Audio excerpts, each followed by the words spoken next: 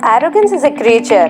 It does not have senses. It has only a sharp tongue and the pointing finger. Arrogance is the chief characteristic of a person who has no other virtues. Hindu सनातन धर्म ने कई वर्षों से बहुत सारे संदेश, परंपराएं और अनमोल शिक्षाएं दी है। भारत देश के इतिहास में यादव वंश के हैहयों के राजा कार्तवीर्यार्जुन का एक महत्वपूर्ण स्थान है। कार्तवीर्यार्जुन के पिता कृतवीर्य महान, शक्तिशाली और पराक्रमी हैहय राजा थे। फिर भी वह निसंतान होने से दुखी थे। एक दिन उनकी पत्नी पद्मिनी ने ऋषि कर्दमा और देवहूति की पुत्री और ऋषि अत्रि की पत्नी अनसुया के पास जाकर संतान प्राप्ति के लिए कठोर तप करने की अनसुया की सलाह पाकर जंगल जाकर तप करने लगी। पद्मिनी के तप के दौरान उसे एकादशी के दिन दत्तात्रेय का दिव्य दर्शन हुआ। तब पद्मिनी ने एक विशेष पुत्र का विशेष वरदान मांगा, जिसे मनुष्य, देव, देवता, राक्षस, यक्ष, गंधर्व या कोई उन्हें हरा नहीं सकते।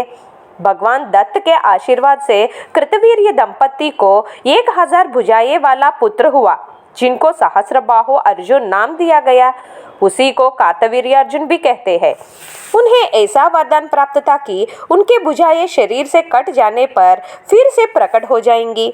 वह धर्म, कानून, ज्ञान का प्रतीक, मनुष्य और सभी जातियों पर अजेयता, उनके राज्य को प्रभावित करने वाली विपत्तियों को रोकने की क्षमता और सिर्फ भगवान के हाथों में ही उनकी मृत्यु होगी। इन शक्तियों को प्राप्त करने पर कार्तवीर्यार्जुन ने 85,000 से भी अधिक वर्षों तक दुनिया पर शासन किया।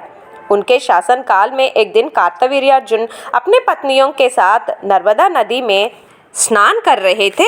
उस दौरान उसने अपने सहस्र बाहुओं से नदी के प्रवाह को रोक दिया। इस कारण वहीं पर नदी किनारे भगवान शिव जी की प्रार्थना करने वाले रावण की पूजा सामग्री बहने लगी और उनकी एकाग्रता भंग हुई। दोनों के बीच वाद विवाद हुआ और कार्तवीर्यार्जुन ने रावण को युद्ध के लिए ललकारा। युद्ध के दौरान कार्तवीर्यार्जुन ने रावण को हराकर अपमानित कर बंदी कर दिया था। फिर कार्तवीर्यार्जुन के परदादा राजा पुलस्त्य के अनुरोध पर रावण को रिहा कर दिया गया। इस तरह श्री राम के पहले रावण को वाली के साथ साथ कार्तवीर्यार्जुन ने भी हराया था। अहंकार, अभिमान, क्रोध किसी को भी पतन की ओर ले जाते हैं। जैसे कि कार्तवीर्यार्जुन के अजेय होने के वरदान से वह घमंडित था। इसलिए भगवान विष्णु ने अपने परशुराम के अवतार में कार्तवीर्यार्जुन का सिर कटकर मार डाला और उनका अंत स्वयं नारायण के हाथों हुआ।